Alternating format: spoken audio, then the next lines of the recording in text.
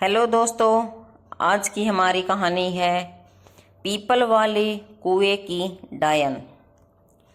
बहुत साल पहले राजस्थान और हरियाणा की सीमा पर एक छोटा सा गांव था। गांव के चारों तरफ रेत फैली हुई थी और बीच में खड़ा था पुराना पीपल का पेड़, जिसके नीचे एक गहरा काला कुआं था। बुजुर्ग हमेशा कहते थे कि रात के समय कुएं के पास मत जाना, क्योंकि वहाँ एक डायन रहती है जो अपनी हत्या के बाद उस कुएं में फंसी आत्मा के रूप में निवास करती है, और जो भी उसे परेशान करता है उसकी आत्मा हमेशा के लिए डर और अंधेरे में फंस जाती है। कई साल पहले एक नई नवेली दुल्हन आई, खूबसूरत और भोली, पर ससुराल वालों ने उसे खूब सताया। अमावस्या की रात गांव में अंधेरा घना था और उसकी चीखें, बचाओ बचाओ, मुझे मत मारो, मुझे मत मारो, पूरे गांव में गूंज उठी। किसी ने उसकी मदद नहीं की। उसी रात से कुएं से रात के समय हल्की हल्की लहरें उठती हैं, कराहें आती हैं और हवा में हंसी गूंजती है। समय बीता, दिन में लोग कुएं का पानी भरते, पर रात होते ही वहाँ कोई नहीं जाता। गांव के चार नौजवान राम स्वरूप, मोहन, लखन और हरपल गांव में बहादुर माने जाते थे और उन्होंने तय किया कि वे अमावस्या की रात सत्या का सामना करेंगे। जैसे ही रात आई, चांद का प्रकाश भी डरावना लग रहा था। पेड़ की शाखाएं धीरे धीरे हिल रही थी, मानो कोई अदृश्य हाथ उन्हें हिला रहा हो। हवा में ठंडक बढ़ रही थी और दूर कुएं से पानी में हल्की लहरें उठ रही थी।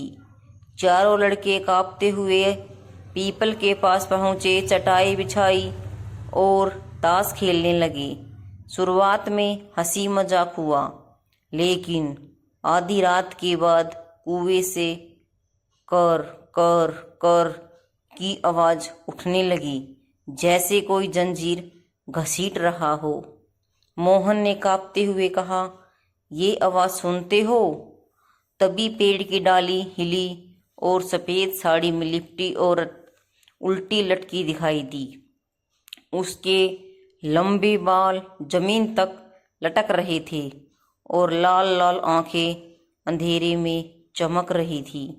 गांव में हवा में उसकी भयानक हंसी फैल गई। चारों नौजवान डर से कांपने लगे। हरपाल ने धीरे से कहा, चलो भागते हैं, लेकिन डायन ने धीरे धीरे जमीन पर उतरते हुए कहा, कोई नहीं बच पाएगा। उसकी आवाज इतनी भयानक थी कि चारों के दिल में डर बैठ गया।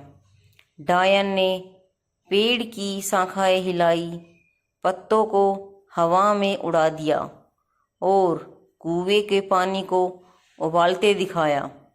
उसका साया धीरे धीरे चारों ओर फैल गया, मानो कोई अदृश्य हाथ उनके चारों तरफ मंडरा रहा हो।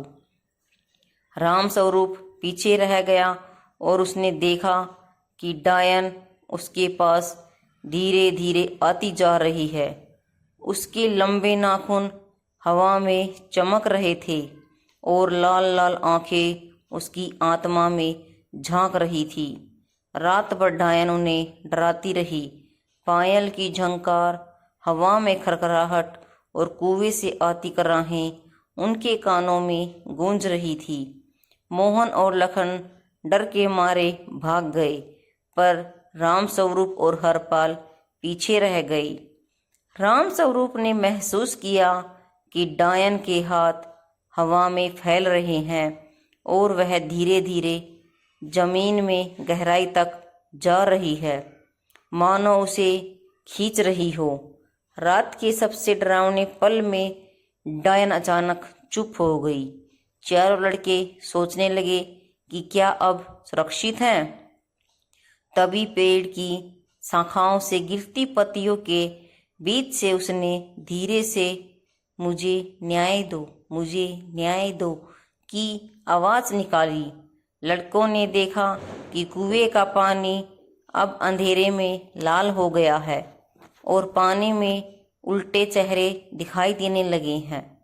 हवा में ठंडी सांसें उनके गले में अटक गई। सुबह गांव वाले आए।